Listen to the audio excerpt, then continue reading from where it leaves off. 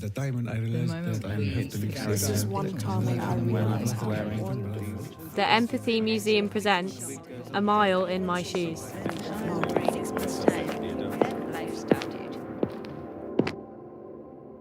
These are size 10 thick black workman's boots. They'd go up above your ankle and look like they'd keep your feet away from any sort of danger.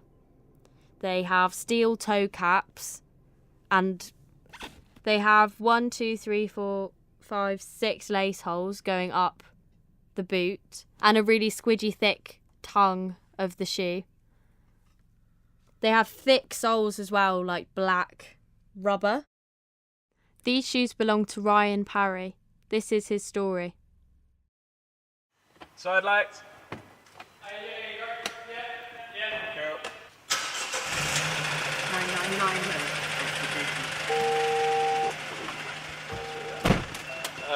Good evening, Red Base. This is Foxtrot 230. The way that Londoners drive is not like anywhere else in the world. Massive gash on back of head, clear cause, clearly intoxicated, no indication of any assault. You ask any Australian here, if we drove the way we drive here, we did that back home, we would lose our licenses. So I was pressing imaginary brake pedals a lot for the first month I was here. Contrary to popular belief, we don't like to use the siren until we have to, which might happen in a second. Foot pedal doesn't work. Pedal doesn't work. Righto. The deep end. I arrived and I was thrown into the deep end. I started the job pretty quickly when I got here. Up until then, I'd never lived or worked outside of Melbourne. So Dom, apparently it's full moon tonight. Oh, good. Yeah. And I got off the plane and it was snowing, so that was my first impression of London. There I am in my thongs and my shorts and my t-shirt, and I'm absolutely freezing. So if you follow this road around, it will be on our left. My name is Ryan Parry. I'm a paramedic with the London Ambulance Service. I'm originally from Melbourne, Australia. I've been living in London for about a year and a half now. Oh, there you go. There's Andy and our patient. Alright, let's see the score. It's such a different way of operating to how we worked back home. There was the different equipment. I went to put some things together and I was just thinking, geez, what am I doing here? Like this, how does this work? How does that happen? And coming from where I was quite well established, you know all your equipment, you've been using it for a year and a half, you get very comfortable with it. And now everything was alien to me. It was almost worse than being new because I had established routines, I had habits. William, look at me. This is William. Yeah. He has said to me he's had some drink today. It was only a couple of days in, I was thinking, what have I done? Like, I had given up a much, much, much higher paying job, a job with much better leave, a job where I do half the work, and, it's a cheaper city to live in, to come here, be overworked, underpaid. What have I done with myself? He had the cut, and the reason there's actually some steri strips is he actually fell a couple of days ago. Okay. He's had it cleaned up and he's obviously having a fall again today. Yeah. I first saw London Ambulance Service recruiting for paramedics on Facebook. An advertisement came up and I thought, I'm going to have to do this. Fear of missing out, that's the biggest problem with Generation Y. If I don't go in a year's time, I'm going to see a bunch of Aussies that went over and had the time of their life and did these great things. I thought, no, I'm going to have to do this. William, do you know you've got a massive cut to the back of your head? There's a lot of people here and it's so busy here, but you cannot let that make you think it's not an isolating city. There are so many very lonely and isolated people here, people that we see. William, this wound on your head is going to get infected unless it gets cleaned and a dressing's put on it, okay? At times, it's just nothing medical. It's somebody that just can't cope, A lot of our work, unorthodox as it may be, is trying to be a problem fixer of any kind. You need to be looked after in some way. If you have a place where you're going to after this, we can take you there. Do you have a friend's house you like to go to? There are things that my crewmate Dom and I have done. We have gone completely outside the call of duty. We have worked overtime fixing a social issue that no one will know, no one will understand, but you have to be happy with the job you do. And I think that is an easy way to make everything a bit more bearable. You have to be proud of yourself. There's just two very general directions to go in. Yeah. It's not a specific address. We can't just type down the road into our maps, can we? My first clinical instructor said, "This job's too serious to be taken seriously." I was trying to find out if you lived somewhere or not. All right, if someone can take care of you. Can I get a couple of the wipes, please, mate? You're making it difficult, mate.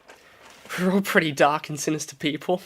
We have a lot of laughs. It takes about 6 to 9 months to really start to find your groove and start to laugh at things, because you see people when they're in their most pain. You see people in the worst day of their lives. William, can I wipe your nose, mate? You're a bit runny there, mate. All right, there you go, mate. You're all right. Looks like he's been in the mud for a while. Yeah, I mean, they actually... Sometimes it's really bad in this job if you rely on the good outweighing the bad, because that's not going to happen. That's not going to happen. And if you rely on that, you're not going to do well, And there was a study released about 3 weeks ago. It was saying how paramedics have a higher chance of getting post-traumatic stress disorder than soldiers returning from Afghanistan. In Victoria, the suicide rate for paramedics is 20 times higher than the average. It's the highest in the country. So there is a lot of stress involved in the job. William? Problem we have, Dom, is that he doesn't have capacity, and we're just going to be bringing him kicking and screaming, and he's just going to get discharged from A&E. It's just, I'd rather drop him off somewhere where he's, in a mild place of safety of some kind, than nothing at all. Do you reckon we could try and get his... I was working back home, probably about my 8th or 9th month in the job, and we got called to a cardiac arrest. We were so close to it. We're thinking, great, if this has just happened, we have a really good shot. And, we got there and the wife was outside hysterical. This is at midnight, so she's in her dressing gown. And we go into the house. It's a very small, cramped house. We turned on the light, went in, and this guy is pale, and he's dead. And this guy was probably in about his, late 30s. And he had a shockable rhythm, so straight away put the pads on, our defibrillation pads, shocked the patient. And then you got to start CPR. But he was on a very bad futon. It's like trying to push the patient into just like a ball pit. You're not going to be effective. And there was something weird about this house. There were just stacks of books everywhere, just everywhere. And there was no room to walk around at all. This place was small enough as it is. And we're thinking, all right, do we kick the mattress up onto the side and just do it here? We're thinking, no, there's not enough room. We ended up kicking over books to try and make room, and realised we were making it worse because there were just these books everywhere now. And we sort of got him into the living room and getting ready to try and start a resuscitation properly, and opened up this door, and I saw 2 young boys asleep in bed, maybe at 5 years old and 7 years old. And I really wish I didn't know that, because I got so personally invested in this case. We worked for a very, very long time, We really only had to do 30 minutes worth to call it. My crewmate could see I was personally invested in it, and he just wanted, probably for me. Long story short, we didn't get him back. And,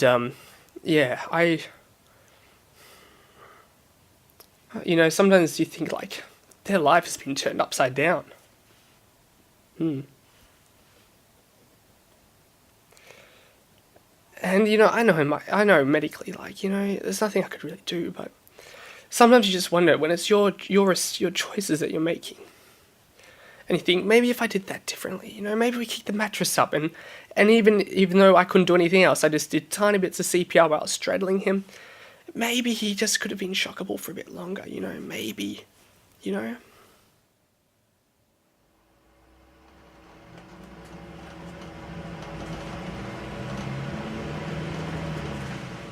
In terms of outlets, for me, sport is a big one.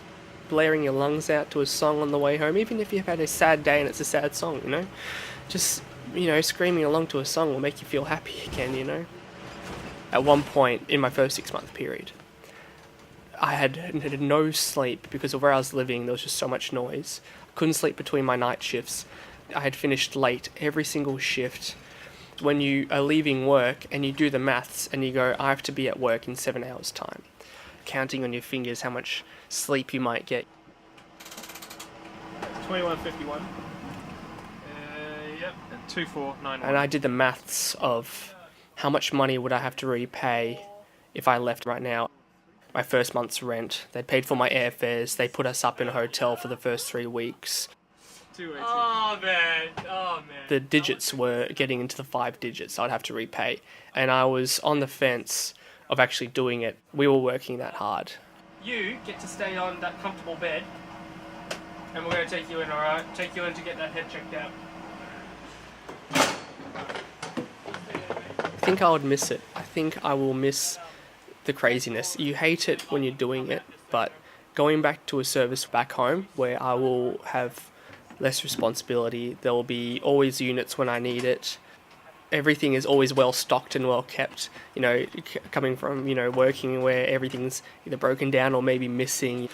You know, there's something even more special to that as well. Dr. John Kibugi to ring CDU, please. Dr. John Kibugi, can you ring CDU, please? So we've managed to somehow magically convince him to come to Ealing. We're wheeling him in now, and I'm over the moon that we have convinced him to stay here and come in with us. It's a work of art, really. There's no other way to describe it. It's a very special job. It's a really special job. You know, it's a front seat on mankind. You get to witness what goes on in the world. You know, you're on the inside of a very special group of people. Sorry? Trolley 9? Perfect. As a paramedic, you're completely altruistic. I don't care what you did. I don't care what you're going to do. My one aim is to preserve life. We have a trolley for you. We've got everything here ready to go. Okay, so come here, please. Yeah, it's got 8 hours to go. So the night is young. Good man. Ryan's story was produced by Rose de Larrabeiti. His shoes are part of a growing collection of footwear hosted by the Empathy Museum's A Mile in My Shoes exhibition. The shoes and stories come from all over the world. Follow us on Twitter, Facebook and Instagram to find out where we are going next.